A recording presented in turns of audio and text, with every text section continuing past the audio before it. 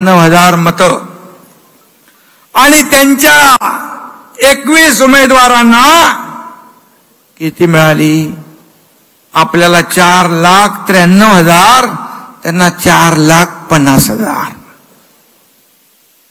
म्हणजे आपण सगळीकडे त्यांच्यापेक्षा सरस कोण आहे? खरी शिवसेना, बाळासाहेबांची शिवसेना, धनुष्यबाणाची शिवसेना आणि तुमच्या सर्वांची शिवसेना सरस ठरली.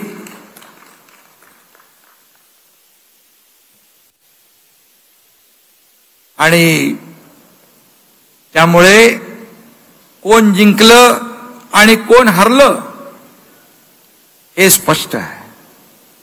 खरी शिवसेना कुणाची आहे याचा निकाल या निवडणुकीमध्ये जनतेनेच दिलेला आहे. आता आपण जनतेच्या कोर्टात गेलो होतो. तुम्हाला मी आठवण करून देतो, यापूर्वी झालेल्या ग्रामपंचायतीच्या निवडणुकीमध्ये आपल्याला लोकांनी ट्रेलर दाखवला होता. सगळ्यात जास्त जागा महायुतीच्या निवडून आल्या आणि आपल्या जागा शिवसेनेच्या 2200 आल्या होते. सरपंच 2200 आणि उभाटा तेव्हा किती नंबरला गेला ते माहीतच नाही पडलं. 5व्या का 6व्या? 7व्या. तुम्ही अजून एक नंबर पुढे.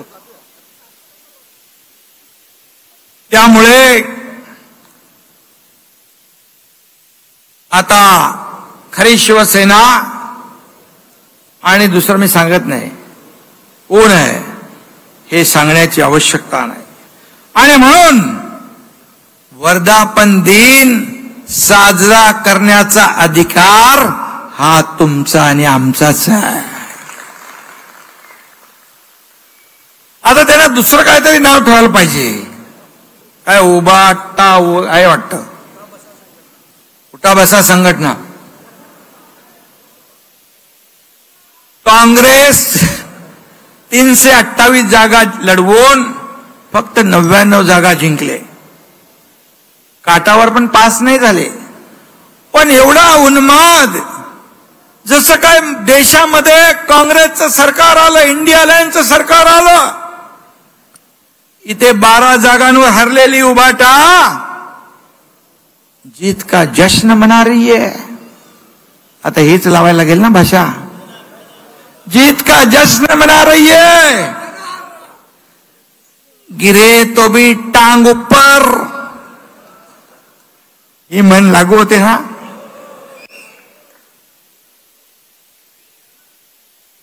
ते जाऊ दे, ते रामदास भाई बोलतील.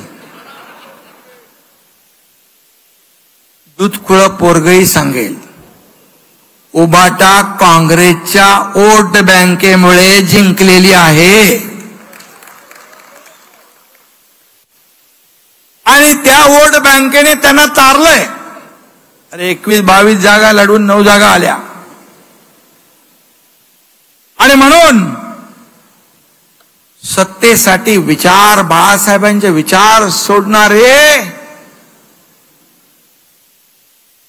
त्यांना काय म्हणायचं, विचार सोडणारे हे लाचार. आणि काँग्रेसला गाडण्याची भाषा नेहमी बाळासाहेब करायचे. या काँग्रेसने बाळासाहेबांच्या मतदानाचा अधिकार काढून घेतला होता. याच काँग्रेसला मतदान करताना उभाटाचे हात थरथरले कसे नाहीत? ज्या बाळासाहेबांचा मतदानाचा अधिकार काढून घेतला त्या काँग्रेसला मी मतदान करणार हे अभिमानाने सांगणारे बाळासाहेबांचे विचारांचे वारस कसे होऊ शकतात? आणि म्हणून बाळासाहेबांच्या आत्म्याला किती वेदना होत असतील.